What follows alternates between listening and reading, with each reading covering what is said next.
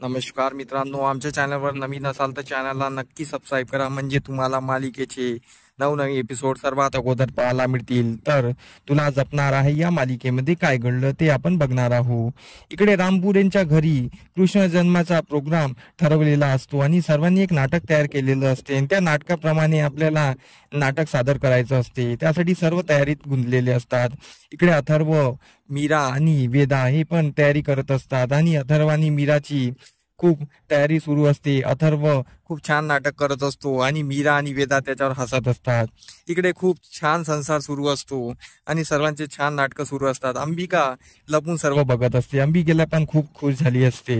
आणि इकडे मंजिरीने रात्री झोपताना एक स्वप्न बघितलेलं असतं की मीराचा वध झालेला आहे आणि नाटकाच्या दिवशी त्या मीराचा वध केलेला आहे आणि मीराची मुंडकी खाली पडलेली आहे.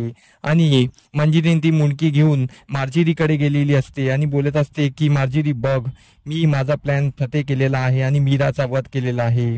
आणि मार्जिरी तिला म्हणते की मी खूप खुश आहे आणि तू बरोबर बोलली होती की तुझाही काही आत्मविश्वास आहे आणि मला पट्ट आहे, असं ती मार्जिरी तिला बोलत असते आणि तिच्यावर खूप खुश असते. आणि त्यामुळे मंजिरी खूप हसत असते आणि हसता हसता मंजिरीचं रिअल रूप येते आणि ती झोपेतच हसत असते. आणि दादासाहेब तेवढ्यात उठतात आणि मंजिरीला हसताना बघतात आणि मार्जिरी करताना बघतात.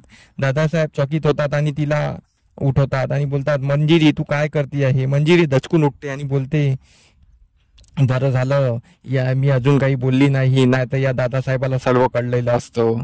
बरं झालं.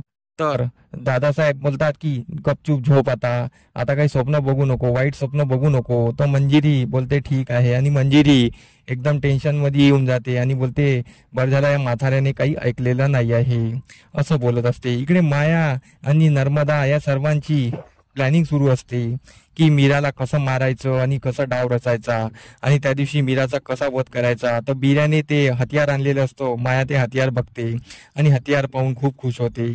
इकडे मीरा त्या रूम पासून जात असते तर मीराला ऐकू येत असते की माया आणि बिर्या आणि नर्मदा हे सर्व प्लॅन करत असतात की मीराला त्या दिवशी कसं मारायचं, नाटकाच्या दिवशी तिचा वध कसा करायचा. मीरा हे ऐकून दचकून जाते आणि बोलते की माझा वध करणार आहे, मला काहीतरी करायला हवं. तर इकडे मीराला माहिती नसतं की तिच्या मदतीला गौरी माता सुद्धा येणार आहे. आणि अखेर तो क्षण आलेला असतो आणि नाटकाची तयारी संपूर्ण झालेली असते आणि नाटक सादरीकरण करण्याचं असतं.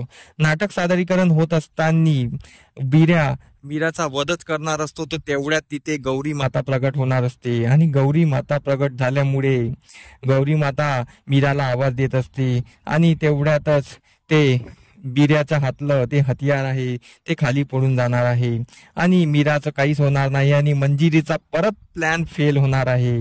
हे मंजिरीला आवडणार नाही आणि मंजिरी परत तोंडघशी पडणार आहे. हे आपल्याला समोरील भागात करणारच आहे. तर आमचा एपिसोड कसा वाटला आम्हाला कमेंट करून नक्की सांगा. धन्यवाद मित्रांनो, बाय बाय.